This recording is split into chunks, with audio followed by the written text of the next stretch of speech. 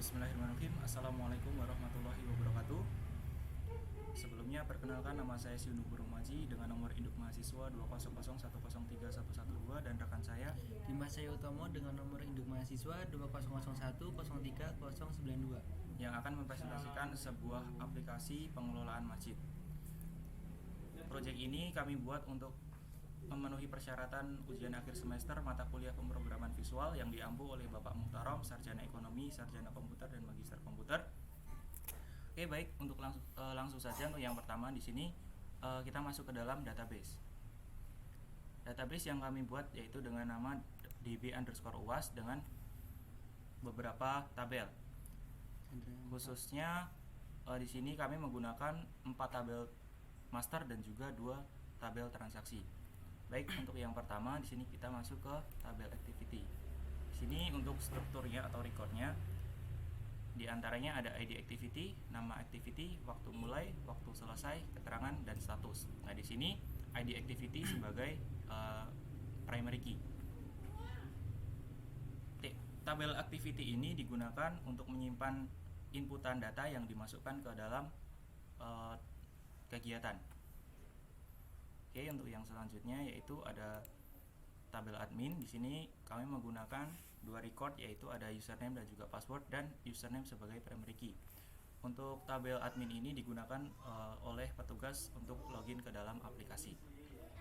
Untuk yang selanjutnya yaitu ada TB Infak. Sini adalah tabel transaksi. Sini kami menggunakan 3 record, yaitu ada nama, nominal, dan HP. Kenapa kami di sini tidak menggunakan primary key? Karena data yang akan disimpan di dalam tabel infak ini tidak dapat dihapus atau bersifat permanen. Yang selanjutnya yaitu TB invent atau tabel inventaris. Di sini untuk recordnya yaitu kode barang, nama barang, jumlah, dan keterangan, dan kode barang sebagai primary key-nya. Tabel inventaris ini digunakan untuk menyimpan data inputan inventaris yang masuk ke dalam aplikasi. Yang selanjutnya yaitu TB pengurus. Di sini strukturnya yaitu ID pengurus, nama, di sini maksudnya jenis kelamin, jabatan, dan ID pengurus sebagai primary key. Untuk tabel pengurus ini nantinya digunakan untuk menyimpan data-data pengurus yang ada di masjid. Untuk yang terakhir yaitu TB zakat.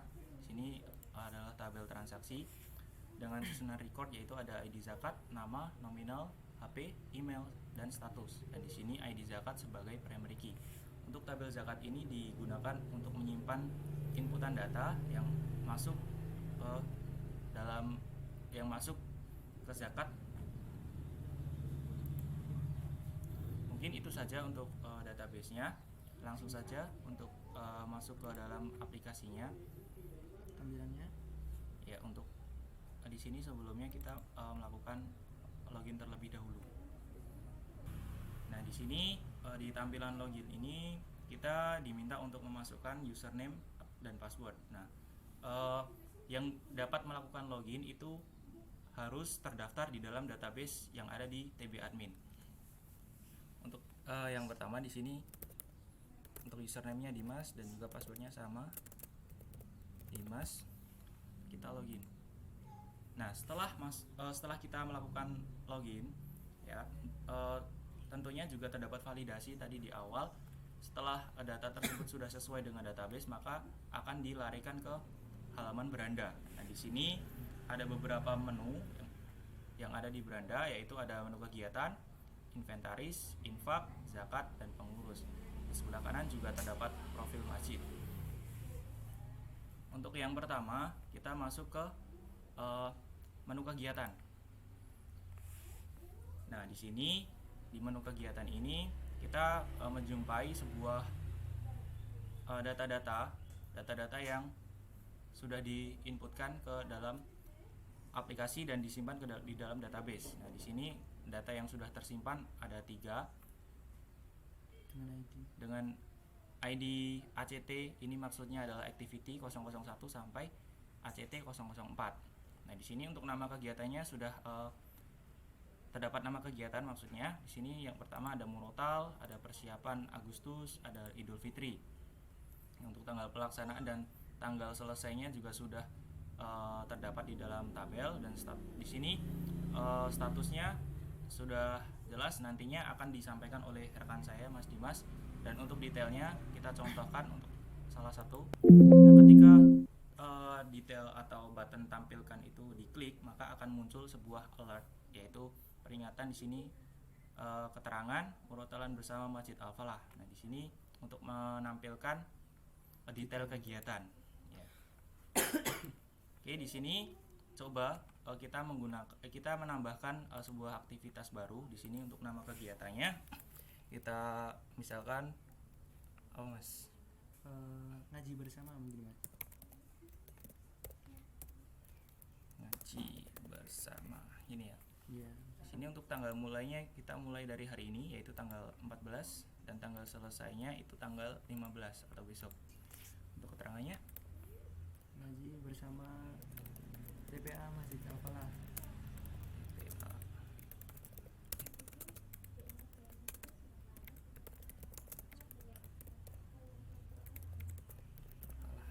Oke, di sini terdapat 3 button, yaitu button simpan untuk menyimpan, reset untuk mengosongkan semuanya, dan kembali untuk kembali ke menu tadi di awal.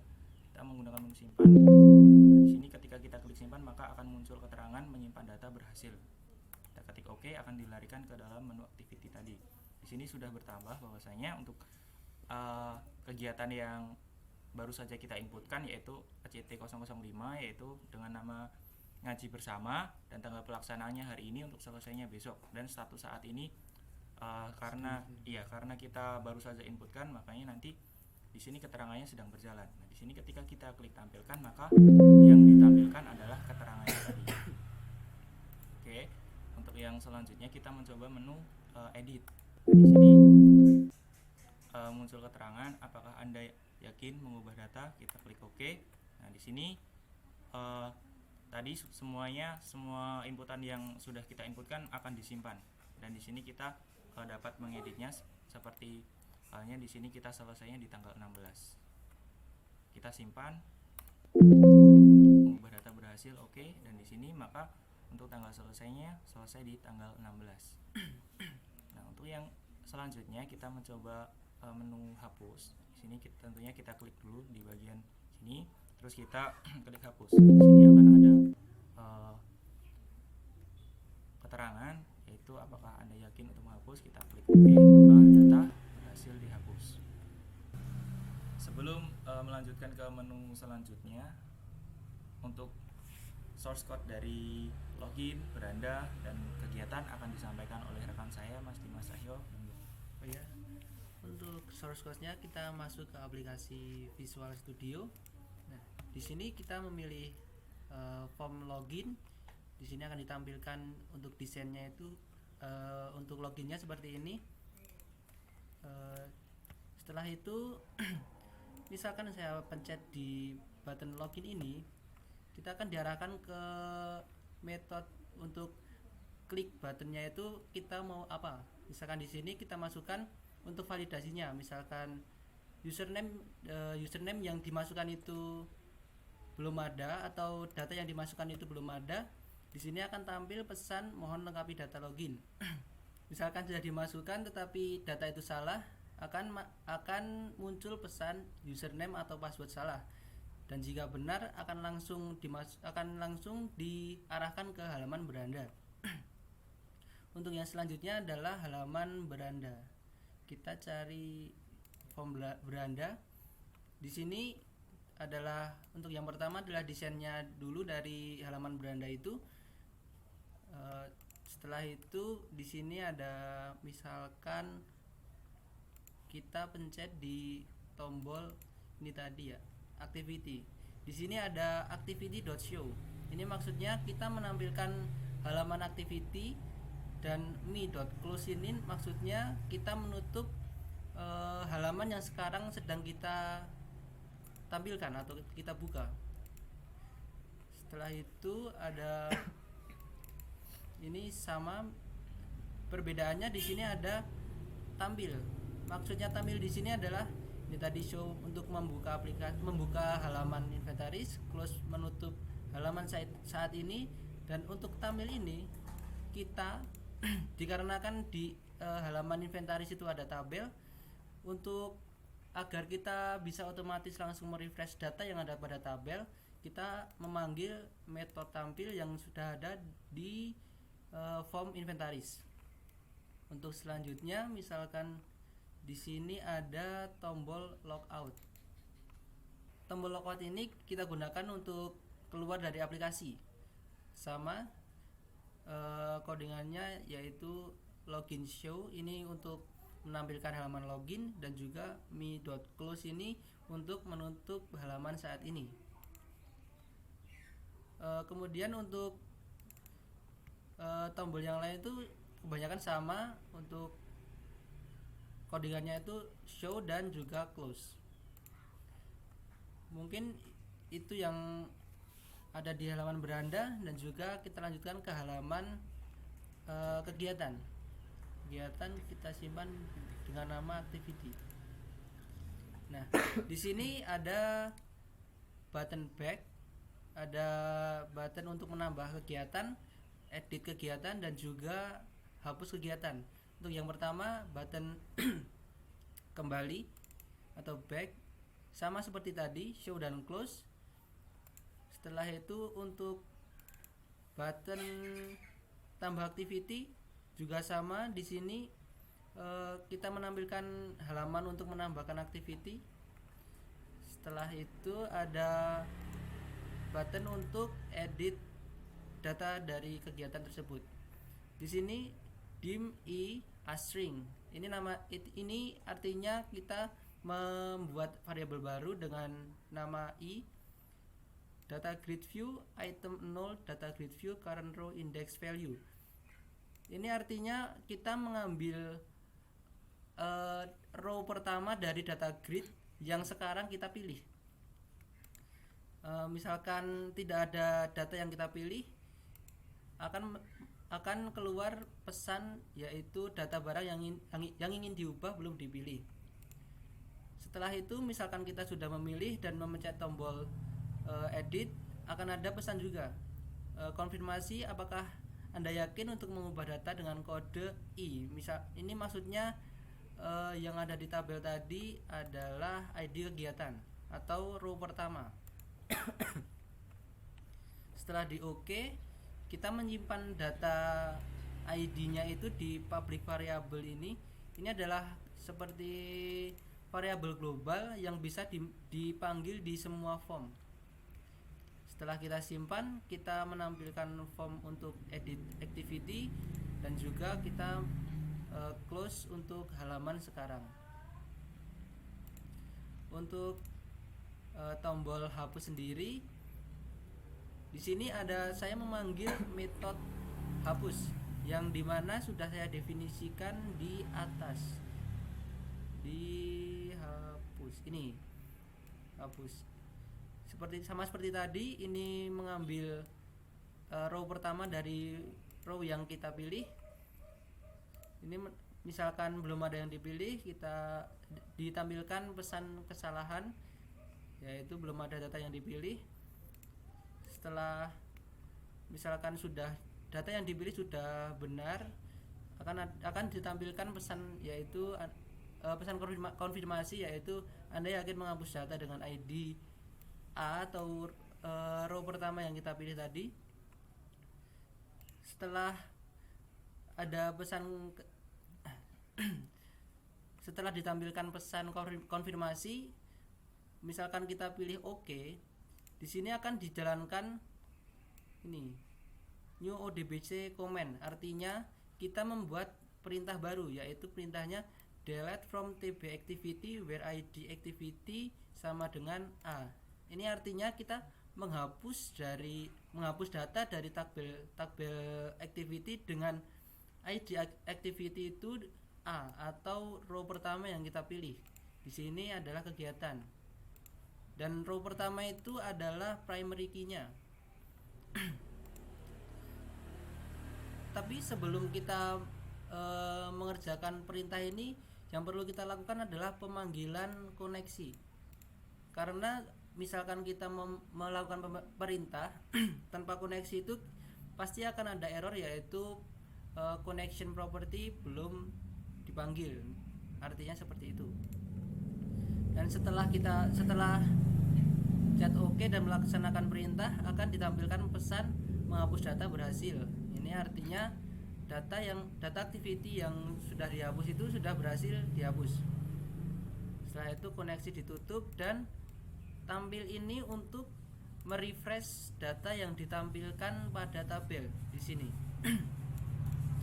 Ini untuk data grid view 1 row clear. Ini artinya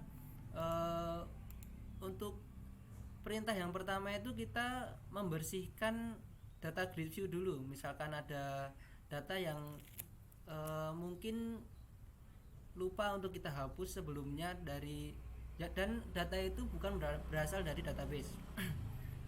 Try itu mencoba. Yang pertama untuk memanggil koneksi seperti tadi. DA di sini adalah data adapter atau untuk menyimpan data dari tabel yang ada pada database. Ini dengan komen select bintang. Select bintang ini artinya memilih semua row yang ada pada tabel activity order by ID activity ascending. Ini artinya mengurutkan dari atas data berdasarkan ID activity. Misalkan yang ada pada activity tadi, misalkan di sini datanya ini X 001 sampai 004. Di sini bisa urut 001, 002, 004 dikarenakan kita menggunakan codingan ascending berdasarkan ID activity. Untuk con ini adalah atribut dari koneksi. Ya, untuk DA ini, untuk DT ini adalah data pada tabel yang kita pilih. DA field DT ini artinya data adapter dipenuhi dengan row yang ada pada tabel activity. Ya, untuk data grid view ini, untuk row add ini artinya menambahkan row 0. Ini artinya array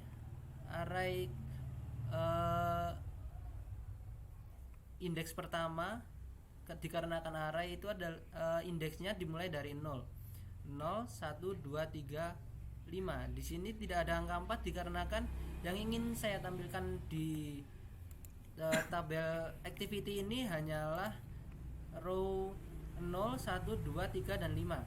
Dan row keempat itu tidak saya tampilkan. Setelah itu DT rows clear. Seperti tadi, membersihkan row. Dan misalkan kita ada kesalahan jaringan atau kita belum memanggil koneksi ataupun kita salah memasukkan nama tabel, nanti akan ditampilkan pesan kesalahan, yaitu menampilkan data gagal. Ya, untuk selanjutnya untuk yang B mulai ini digunakan untuk apabila waktu mulai lebih dari waktu sekarang, statusnya akan diubah menjadi belum dimulai dikarenakan tanggal mulai dari kegiatan tersebut lebih besar dari tanggal sekarang. Ya, ini untuk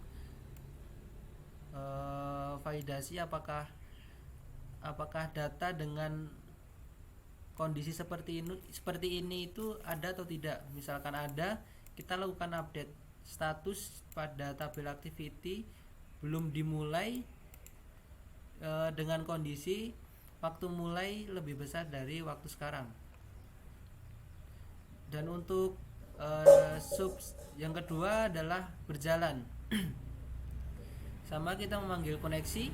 Di sini ada memanggil data dengan kondisi waktu mulai lebih kecil atau sama dengan waktu sekarang, dan waktu selesai lebih besar atau sama dengan waktu sekarang.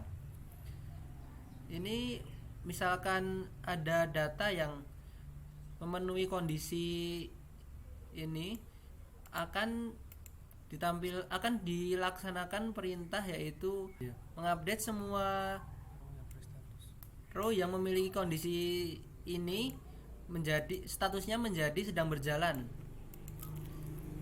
Sama untuk execute query, non query ini untuk menjalankan perintah, tampil untuk merefresh.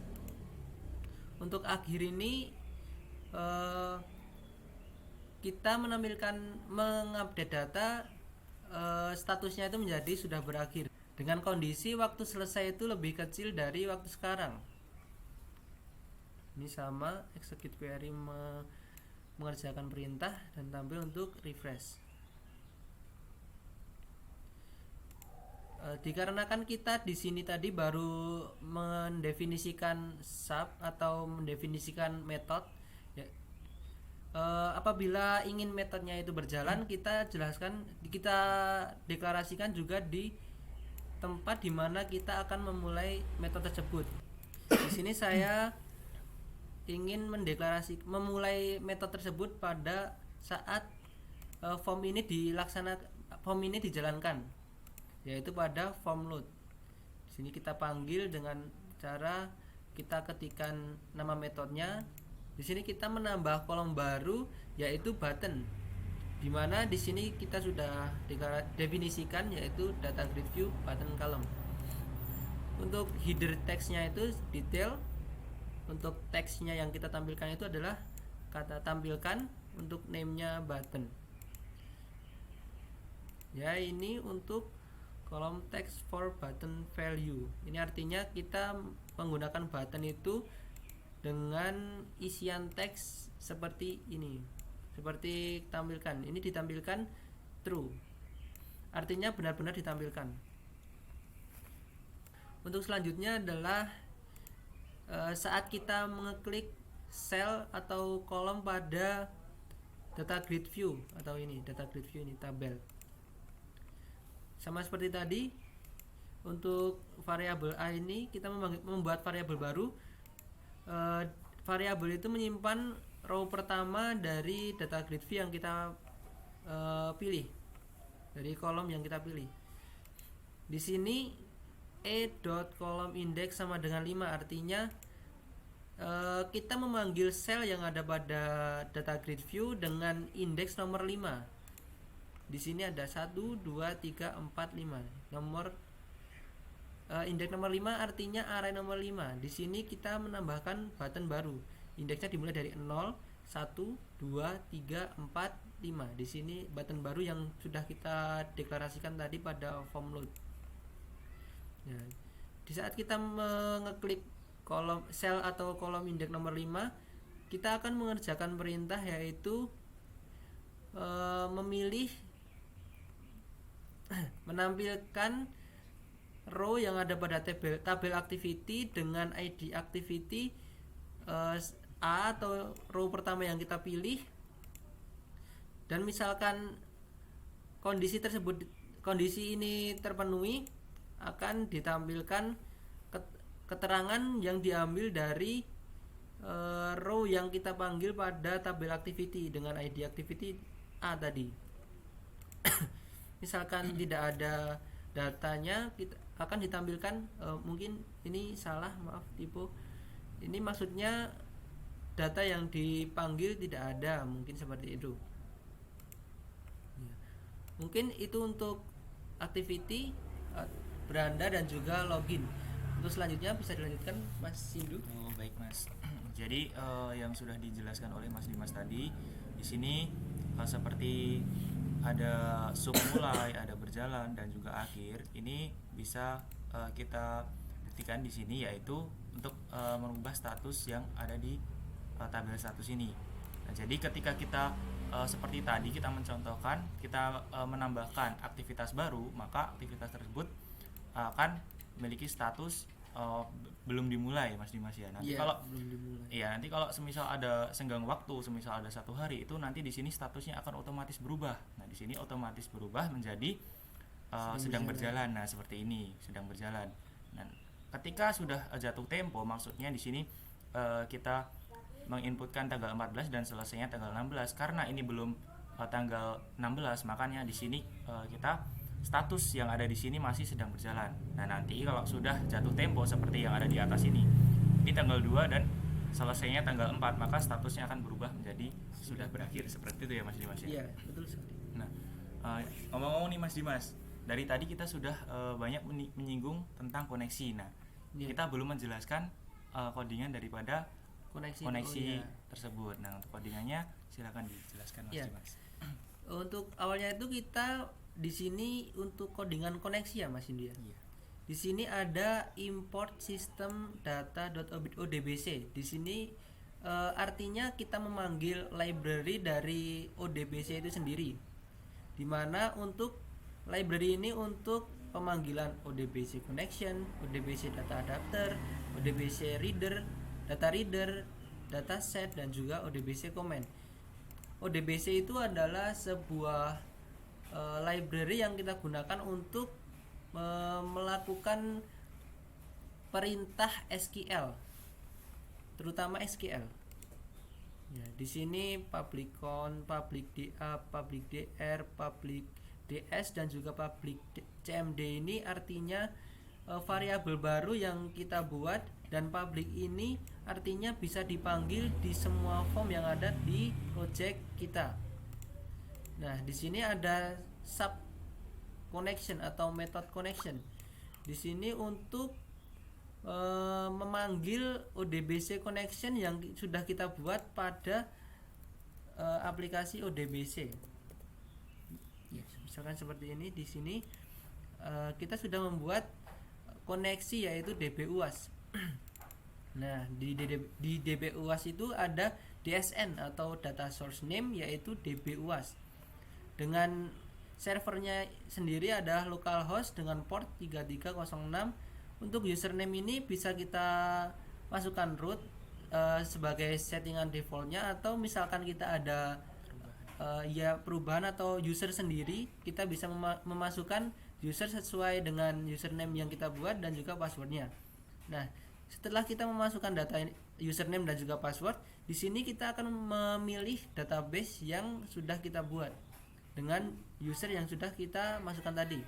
Nah, setelah kita pilih database, misalkan kita pilih database UAS, kita tes apakah koneksi itu benar-benar tersambung. Nah, di sini ternyata sudah tersambung. Nah, seperti itu untuk ODBC data source-nya. Tetapi misalkan kita membuat koneksi ini, sebelumnya kita juga harus menghidupkan SAM control panel. Nah, di sini sudah hidup untuk Apache dan juga MySQL. Untuk selanjutnya di sini ada con state, artinya koneksi dari ODBC-nya itu kita ini maksudnya perulangan, percabangan di mana misalkan state dari koneksinya itu tertutup, di sini akan kita buka dulu, dan misalkan sudah dibuka, misalkan kita mau menutup koneksi itu di codingan sama seperti tadi, misalkan di sini. Jadi ini artinya menutup koneksi. Tetapi untuk yang di koneksi ini kita harus membuka dulu untuk melakukan perintah, misalkan perintah untuk MySQL tersebut. Dan misalkan kita menginputkan DSN-nya ini salah, akan ditampilkan pesan yaitu koneksi gagal. Nah, seperti itu Mas Indi untuk codingan dari koneksinya sendiri.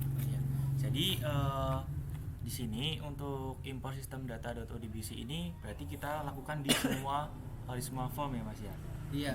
Karena ini digunakan untuk memanggil modul koneksi. Ya, tapi kita tidak melakukan pemanggilan di semua form karena kita sudah membuat modul di mana modul itu sudah bisa diakses ke semua form. Jadi setiap form itu kita tinggal memanggil metode yang ada di sini atau sub connection ini. Oh, seperti itu ya. Iya. Mungkin itu untuk koneksi yang dapat kita jelaskan. Oke, untuk yang selanjutnya kita lanjut ke menu berikutnya. Untuk menu berikutnya yaitu kita masuk ke menu inventaris. Nah, konsepnya sama seperti di activity tadi, yaitu di dalam tabel inventaris ini bisa kita tambah, edit dan juga hapus. Nah, di sini tadi kurang lebih sama ya Mas Dimas ya. Di sini untuk produknya urut ascending ya, by ID-nya atau by primary key-nya. Nah, di sini karena primary kita adalah kode barang, maka di sini sudah diurutkan ini 1 2, dan ketika kita tambahkan lagi, nah di sini maka akan otomatis di sini berubah, dan ini tidak dapat diisi ya Mas Dimas ya. Di sini dapat diubah. Tidak dapat diubah. Nah, di sini misal kita masukkan barang, itu kita masukkan kipas angin. Jumlah barangnya semisal kita kasih 5 dan keterangannya baik. Nah, seperti ini. Maka selanjutnya akan kita simpan. Di sini terdapat keterangan atau message book, yaitu menyimpan data berhasil. Ketika kita oke, maka akan terrefresh otomatis. Nah, di sini sudah urut ya. Di sini ada produk. Di sini maksudnya produk ya, produk 1, produk 2 dan produk 3. Nah, di sini dapat kita gunakan konsep DML ya, data manipulation language, yaitu kita bisa menambahkan, mengedit dan juga menghapus data. Nah, di sini semisal kita hapus lagi atau kita edit aja, kita muncul message box lagi, Anda yakin mengubah data dengan kode produk 003. Nah, di sini karena kita tadi yang klik adalah row pertama, yang dimana row pertama itu adalah isi dari kode barang, yaitu kode barangnya ada produk 003, maka di sini dipanggil. Nah, jadi kita masuk ke form edit barang. Nah, di sini untuk kode barangnya tidak dapat kita rubah. Yang bisa kita rubah hanya nama, jumlah barang dan keterangan. Nah, semua data yang ada di nama barang, jumlah barang dan keterangan ini kita ambil dari primary key. Nah, primary key-nya adalah kode barang ini, produk 003. Nah, untuk agar tidak dapat diubah codingannya nanti seperti apa akan disampaikan oleh Mas Dimas. Oke. Seperti halnya kita mengubah menjadi anginnya kita hapus. Jadi kipas saja. Sini oke, maka di sini akan sudah terubah. Di sini masih sama dan jumlah dan keterangannya juga masih sama. Dan juga kalau kita hapus, ini juga akan muncul message box lagi, yaitu Anda yakin menghapus data dengan kode produk 003. Nah, di sini kita seperti tadi kita panggil di row pertama, yaitu kode barang, kita klik OK, akan terhapus. Nah, mungkin itu yang ada di tabel inventaris atau di form inventaris. Untuk codingannya akan dijelaskan oleh Mas Dimas Cahyo. Ya, untuk codingannya sendiri di tabel inventaris. Di sini kita masuk di kita masuk di aplikasi visual. Di sini ada inventaris. Di sini ada inventaris. Kita masuk ke inventaris. Sama seperti tadi untuk tombol back, codingannya juga sama. Tombol tambah kita juga sama. Di sini ada show dan close, dan juga untuk edit ini juga sama, tetapi di sini ada beberapa variabel untuk menyimpan cell atau row yang ada pada data grid view. Nah, di sini kita gunakan untuk misalkan kita di sini tadi ada, kita pilih seperti ini. Nah, di saat kita memilih row yang pertama tadi kan kita menyimpan pada variabel A. Nah, di sini ada dim A, N, J dan juga K. Dim A ini kita gunakan untuk menyimpan data di indeks yang pertama atau kode barang dari row data grid yang sudah kita pilih. Misalkan di sini kita memilih Pro 1 atau Pro 2 atau dimanapun, yang penting ada pada row yang sama. Nah, di sini untuk menyimpan kode barang, untuk N ini kita gunakan untuk menyimpan nama barang atau indeks yang pertama, dan untuk J ini kita gunakan untuk menyimpan jumlah barang atau indeks yang kedua. K sendiri untuk menyimpan indeks yang ketiga atau untuk K sendiri kita gunakan untuk menyimpan indeks yang ketiga atau keterangan. Ini untuk misalkan ada data barang yang belum kita pilih, atau misalkan di sini kita memilih pada row yang kosong seperti ini, maka tidak akan ada data yang dipilih atau data barang yang belum dipilih.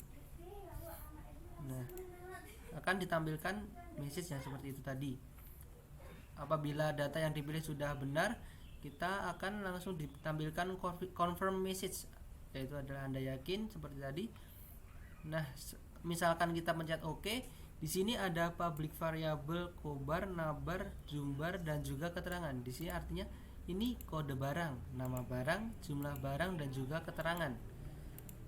Dan isi dari variabel kode barang itu adalah mengambil dari A atau kode barang yang diambil dari indeks pertama dari data grid view yang kita pilih row-nya.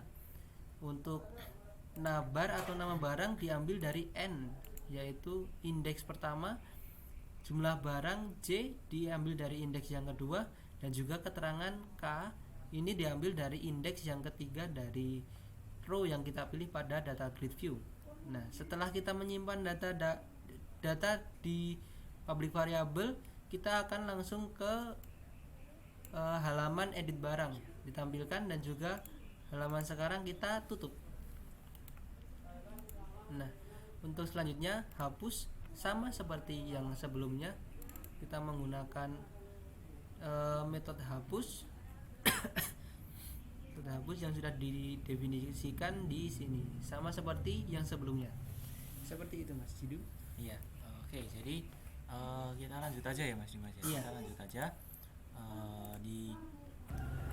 Nah, di menu yang selanjutnya kita masuk ke daftar pengurus. Nah, di tabel pengurus ini berisi tentang pengurus-pengurus yang ada di masjid. Nah, untuk konsepnya kita masih gunakan konsep yang sama, yaitu data manipulation language, yaitu bisa ditambah, diedit, dan juga dihapus.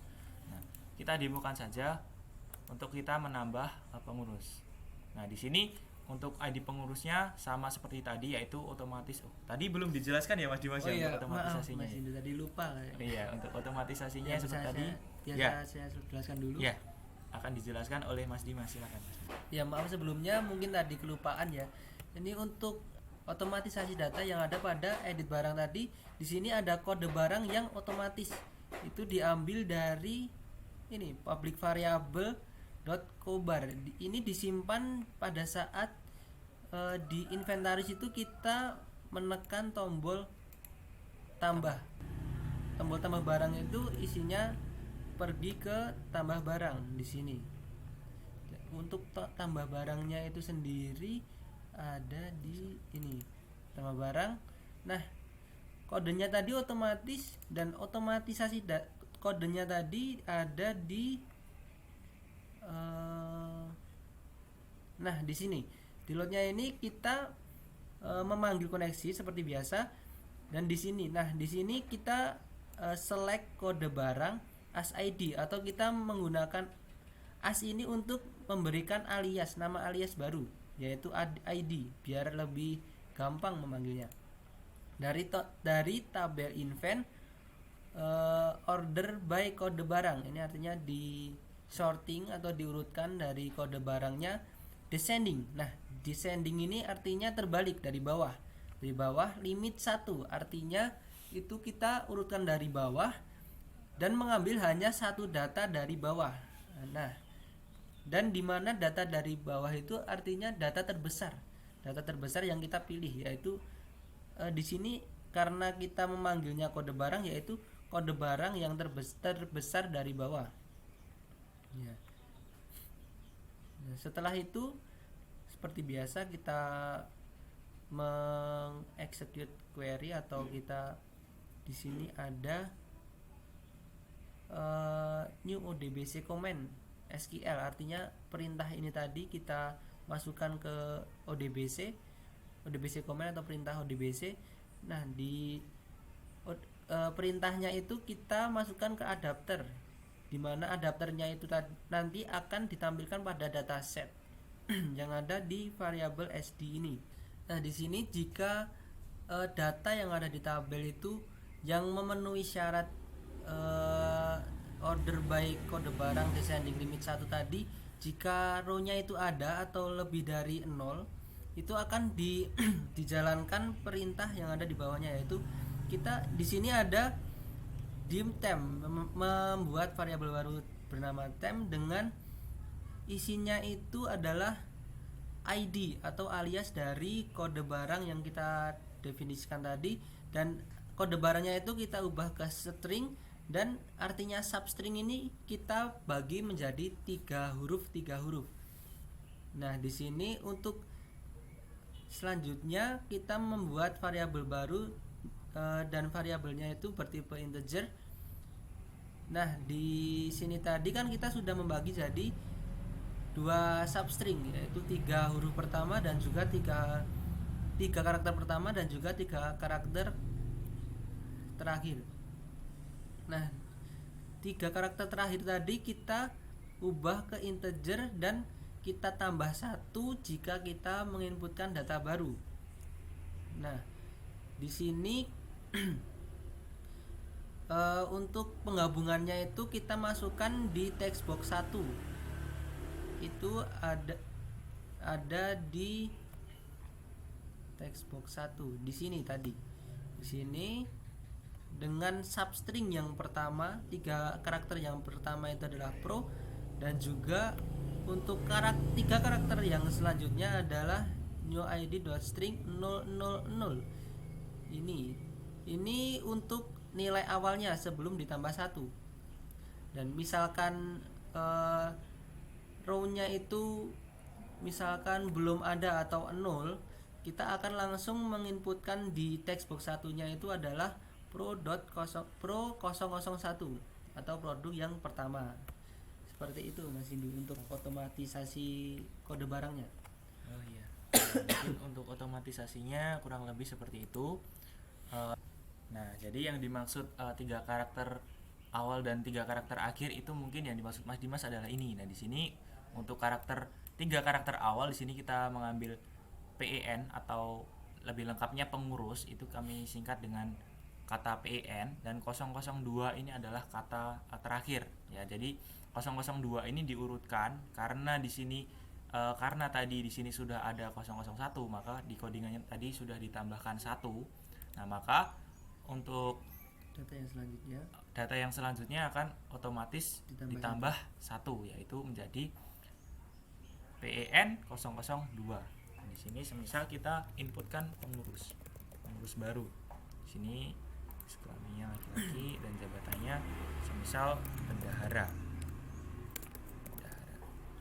Nah, kita simpan, akan lagi bahwa data tersebut berhasil disimpan. Kita klik OK, maka di sini sudah bertambah untuk data pengurusnya. Ya, untuk editnya juga masih sama. Untuk editnya kayak tadi, yaitu di sini masih tidak dapat dirubah kan. Untuk codingannya tadi sudah dijelaskan oleh Mas Dimas. Yang boleh diubah itu hanya 3 inputan saja. Di sini ada nama pengurus, jenis kelamin, dan jabatan. Ini bisa kita ubah, semisal nama pengurusnya tadi kurang lengkap, kita tambahkan. Setelah itu kita simpan, dan data tersebut akan diupdate atau berubah sesuai dengan tadi yang kita pilih untuk datanya yang mau diubah yang mana. Oke, baik, kita lanjutkan ke menu berikutnya. Nah, yaitu ada menu infak. Nah, menu infak ini sudah kita jelaskan tadi di awal, yaitu untuk tabelnya ini adalah tabel transaksi. Nah, jadi untuk data yang kita inputkan akan dimasukkan ke tabel transaksi. Nah, tabel transaksinya yang kita buat untuk infak yaitu TB infak. Nah, jadi di sini langsung saja kita inputkan, misal saja di sini kita masukkan 5.000. Nah, di sini di bawahnya ini terdapat checkbox. Nah, checkboxnya itu keterangannya adalah infak sebagai hamba Allah. Nah, ketika checkbox ini diklik, nah maka untuk inputan yang berikutnya akan disable atau tidak dapat diisi, karena ini kita konsepnya menjaga rahasia ya Mas Dimas, untuk infak sebagai hamba Allah ini, atau nama kita tidak ingin orang lain tahu. Misalkan di sini kita isi untuk namanya yaitu Restu. Nah, di sini untuk nomor HP-nya kita isikan, dan setelah itu kita klik infak sekarang. Setelah kita klik infak sekarang, maka di sini akan muncul message box yang menandakan bahwa data berhasil disimpan. Nah, setelah itu kita akan dilarikan ke tampilan atau form sahabat infak. Nah, di sini sudah bertambah di sini untuk sahabat infak dengan nama Restu dengan nominal 5.000 dan nomor handphone seperti yang ada di tabel. Nah, di sini sudah tampil, yaitu untuk form sahabat infaknya. Di sini sudah kita inputkan tadi untuk namanya yaitu Restu dengan nominal 5.000 dan nomor handphonenya seperti yang ada di tabel. Nah, ketika kita coba menggunakan checkbox ini, semisal kita masukkan 10.000.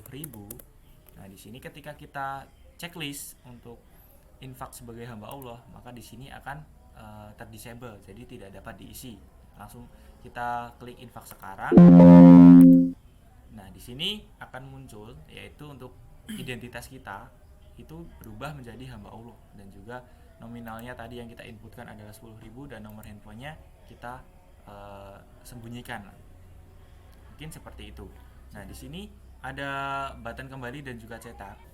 Nah, di sini ketika kita klik button cetak, maka akan tampil tabel yang berisikan data yang ada di tabel infak. Nah, di sini karena di tabel infak itu ada dua, yaitu ada Restu dan juga hamba Allah, maka di sini yang ditampilkan hanya dua. Untuk laporannya mungkin seperti ini. Oke. Selanjutnya untuk menu yang terakhir yaitu adalah menu zakat. Di sini ada 3 jenis zakat. Yang pertama ada zakat emas, zakat penghasilan, dan juga zakat tabungan. Nah, di sini semisal kita contohkan zakat sekarang di menu zakat penghasilan. Nah, di sini untuk tampilannya kurang lebih sama seperti yang infak tadi. Di sini apakah kita ingin mendonasikan sebagai hamba Allah atau nama kita akan ditampilkan ke dalam tabel. Seperti halnya di sini kita masukkan saldo tabungan kita yaitu ada 150.000 lah. Nah, di sini sudah ada total zakat yang harus dibayarkan ini secara otomatis. Nah, untuk codingan dan juga rumusnya ini nanti akan disampaikan oleh Mas Dimas. Ya, kita coba untuk inputkan namanya yaitu Wihan. Ya, misal kita masukkan nama Wihan dengan nomor HP yang tak salah aja. Di sini ada Wihan.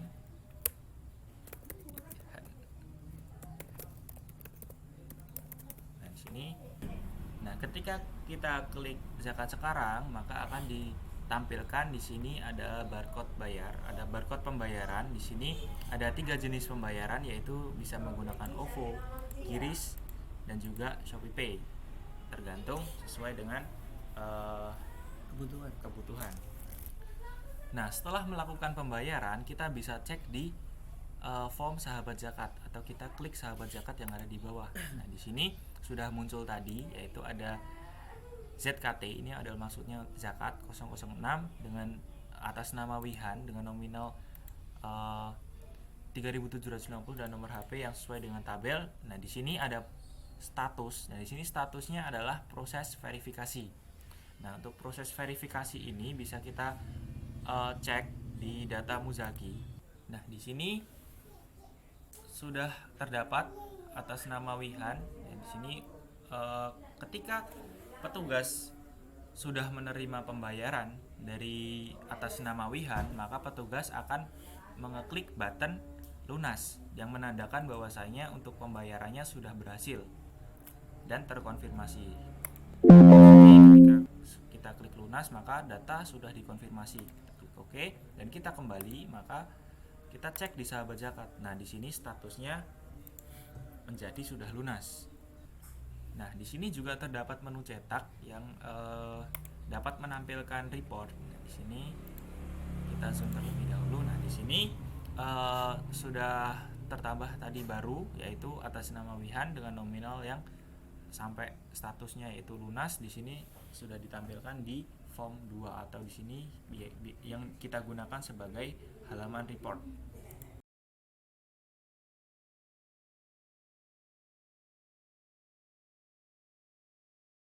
Untuk zakat emas dan juga zakat tabungannya ini kurang lebih isinya sama dengan apa yang kita inputkan tadi di zakat penghasilan.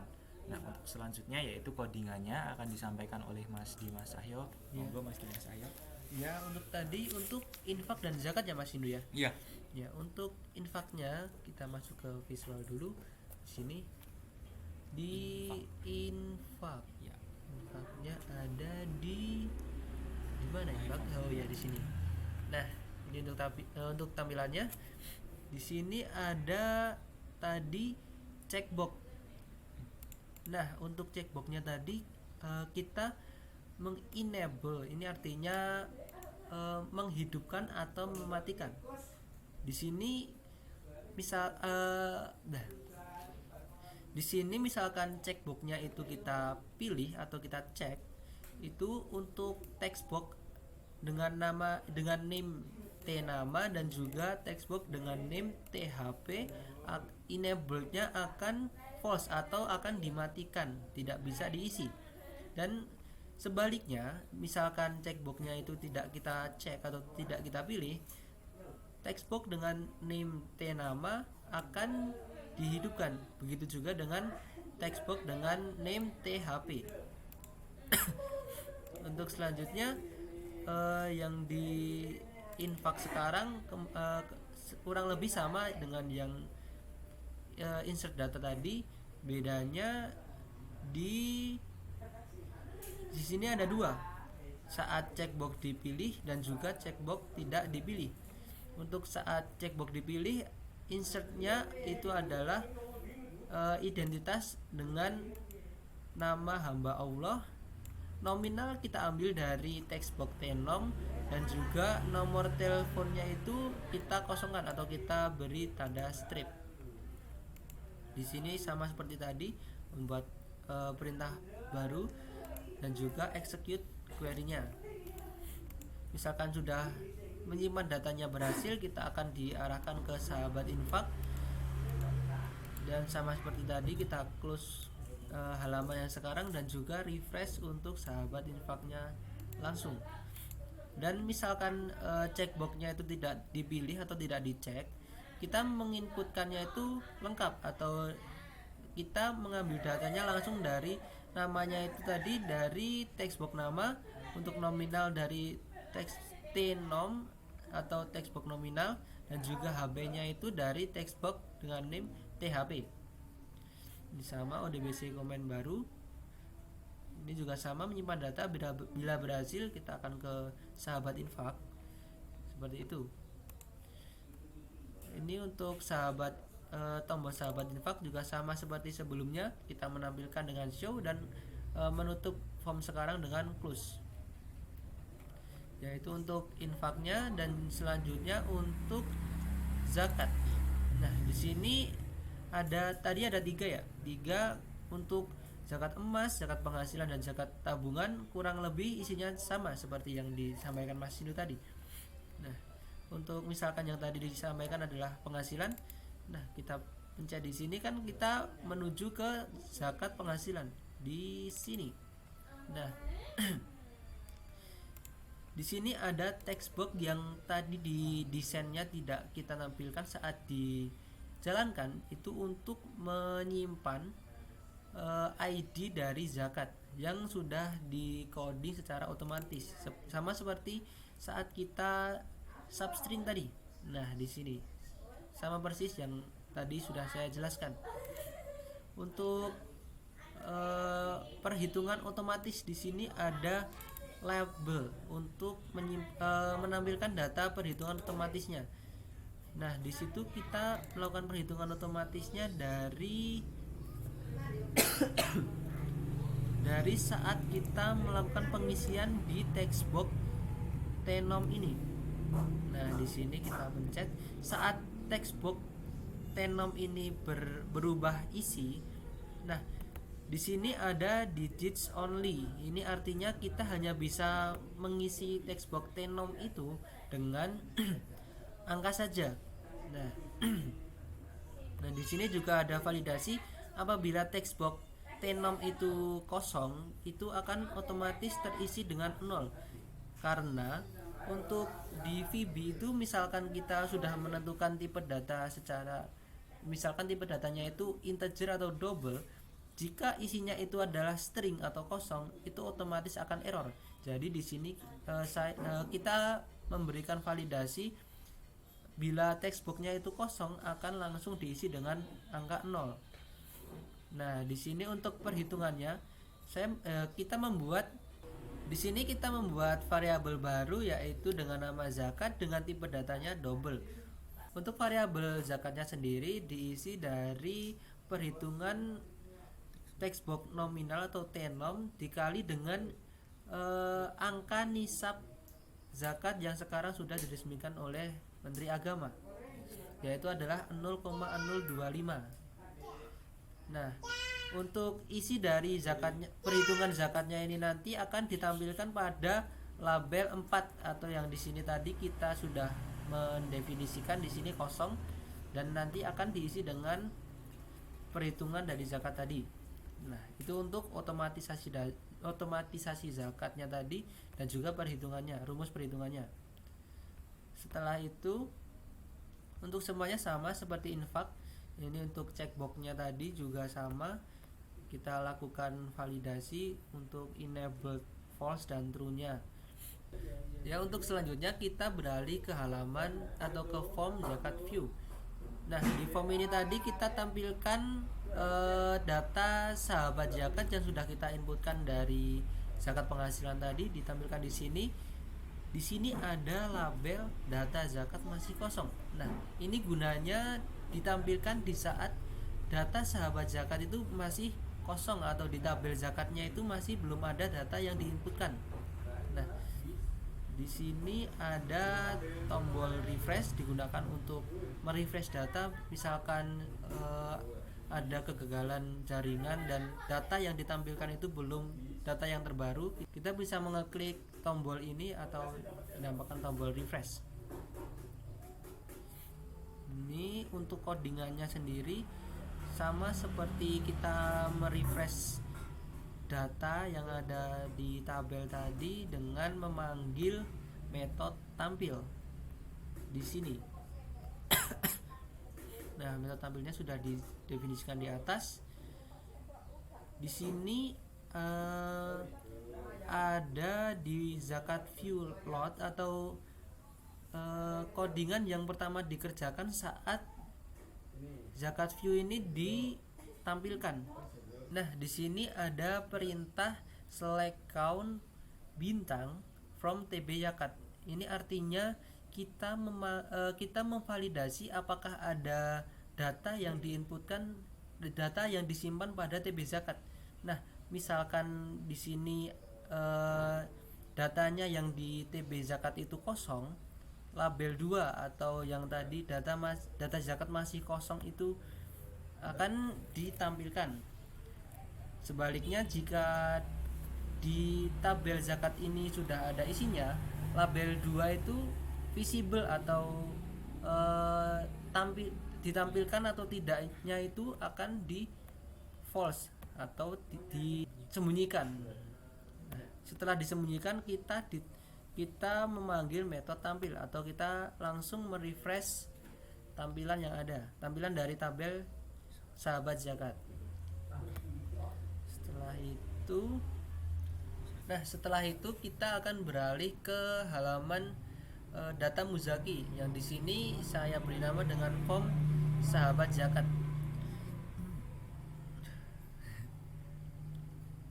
Nah, pada halaman sahabat zakat atau untuk menampilkan data muzaki itu ada data grid yang di sini ada space kosong. Nah, gunanya untuk apa? Di sini kita gunakan untuk menambahkan header yang berisi selnya itu berisi tombol pelunasan atau pengkonfirmasian data lunas yang tadi sudah dijelaskan oleh Mas Hindu.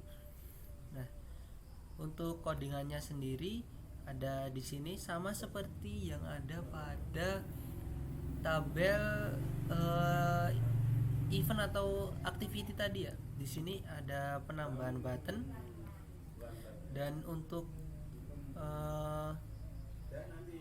codingannya sendiri di sini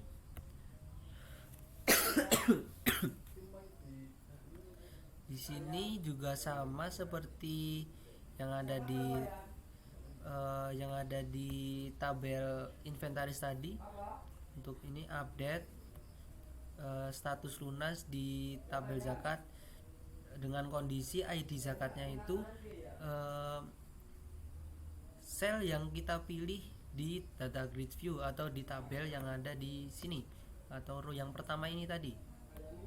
Nah, di sini setelah itu data dikonfirmasi dan refresh seperti itu. Ini sudah. Dan juga untuk button cetak itu fungsinya untuk mencetak report atau laporan dari tabel sahabat zakat yang sudah kita inputan tadi. Dan juga ini maaf ada typo sedikit, ini harusnya ya ini harusnya sahabat zakat ini. Sahabat zakat. Ya. Di sini ada codingan dim query. Ini sama dengan yang tadi, yang kalau yang di sebelumnya ini adalah dim SQL. Ini adalah variabel baru.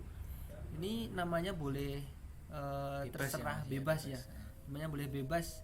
Nah, di sini untuk variabel query ini tadi isinya adalah perintah SQL, di mana perintahnya itu adalah memilih semua row yang dimiliki oleh tabel zakat dan disortir dari atas ke bawah urut menurut ID zakatnya. Nah, untuk yang pertama itu setelah kita mendefinisikan perintah, di sini ada form2.dataset zakat clear. Ini artinya dataset yang sudah kita buat di sini, dataset zakat ini kita kosongkan dulu nilai awalnya. Dan juga untuk selanjutnya kita pemanggilan koneksi, dan di sini adapternya kita isi dengan query yang sudah kita buat. Di sini ada fill form ini sahabat zakat, dan setelah itu kita panggil report viewer, atau di sini ada toolbox report yang kita sudah buat di form 2. Nah, di sini displaynya kita ganti menjadi tampilan report bawaan dari Microsoft. Di sini ada zoom mode, dan kita sudah menyetel nilai atau value defaultnya itu menjadi 25. Ini juga bisa misalkan kita isi menjadi 50, 75 atau sebagainya lah, itulah Tergantung persen. ya, tergantung ya kebutuhan user. Nah, di sini juga ada refresh report, artinya kita merefresh data yang kita panggil di reportnya itu yang ada pada dataset dengan perintah query seperti ini. Nah, kita refresh. Nah, setelah kita menjalankan semua perintah-perintah yang kita jelaskan ini tadi, di sini kita menampilkan form 2 atau kita menampilkan reportnya di sini. Nah, untuk button cetak. Nah, mungkin itu ya untuk codingannya Mas Cindy ya. Oh iya. Baik. Jadi untuk button cetak ini codingannya kurang lebih seperti yang tadi dijelaskan oleh Mas Dimas. Untuk ya berarti cetak ya. Langsung dikarik. Baik, mungkin kurang lebih untuk codingan cetak sudah seperti apa yang disampaikan oleh Mas Dimas tadi. Baik, mungkin itu saja yang dapat kami sampaikan pada presentasi kali ini. Dan juga apabila ada kesalahan dalam penyampaian, kami mohon maaf yang sebesar-besarnya. Saya Sindu Purnomo Haji. Saya Dimas Utomo. Pamit undur diri. Wassalamualaikum warahmatullahi wabarakatuh.